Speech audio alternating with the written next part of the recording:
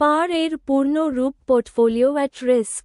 সংজ্ঞা: এটি একটি নির্দিষ্ট সময়ের বকেয়া ঋণ এর পরিমাণকে বোঝায়। মূলত শাখা বা প্রতিষ্ঠানের ঋণ ঝুঁকি মূল্যায়নের জন্য পার ব্যবহৃত হয়।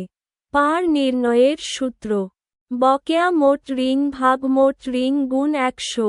উদাহরণ: মনে করি, মোট ঋণ স্থিতি 10 লাখ টাকা, মোট বকেয়া ঋণ 50,000 টাকা।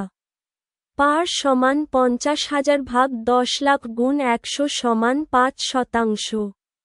গুরুত্ব: পার যত বেশি, শাখার ঋণ ঝুঁকি তত বেশি। পার কম হলে ঋণ আদায় কার্যক্রম ভালো এবং ঝুঁকি কম। পার 5% এর নিচে হলে ঋণ আদায় কার্যক্রম ভালো এবং শাখার ঝুঁকি কম। সকলকে ধন্যবাদ।